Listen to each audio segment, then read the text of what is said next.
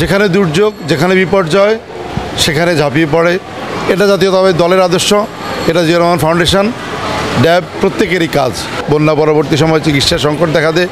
বিএনপির ভারপ্রাপ্ত চেয়ারম্যান ও জিয়া রহমান ফাউন্ডেশনের প্রেসিডেন্ট এবং ড্যাবের প্রধান পৃষ্ঠপোষক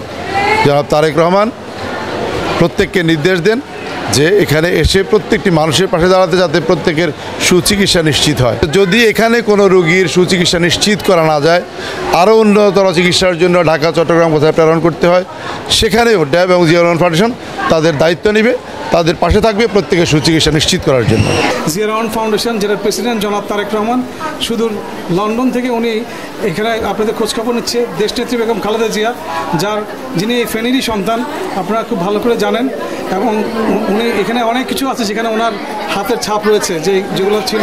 এবং অনেক কিছু নষ্ট হয়ে গেছে যেগুলো উনি নাই, সেজন্য এগুলোকে অবহেলিত অবস্থায় পড়ে চলে গেছে। বাংলাদেশ জাতীয়তাবাদী দল, এই বিভিন্ন অঙ্গ সংগঠন, ছাত্রদল, যুবদল, স্বেচ্ছাসেবক দল, কৃষক দল থেকে শুরু করে যারা আছে, ড্যাব, জিয়া রহমান ফাউন্ডেশন, এরা যেরকম আছে, এটার প্রত্যেকের জায়গা থেকে, এবং আরও অন্যান্য রাজনৈতিক দলগুলো হয়তো বা এখানে কাজ করে যাচ্ছে, যার জায়গা থেকে সামাজিক সংগঠনগুলো করে যাচ্ছে, এবং সরকারও চেষ্টা করছে।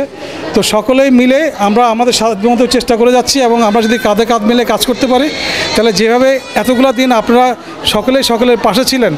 ঠিক ভবিষ্যতে এভাবে যদি থাকেন, ডাক্তারদের পাশে থাকেন, নার্সদের পাশে থাকেন, হাসপাতালের সবার পাশে থাকেন, এভাবেই আমরা যদি একজন আরেকজনের কাজকে সাহায্য করি, একজন আরেকজনের পাশে থাকি, তাহলে আমরা এই ধরনের বড় বড় সমস্যা যেভাবে আছে সরকারের পাশাপাশি থেকে আমরা এগুলো সমাধান করতে পারবো।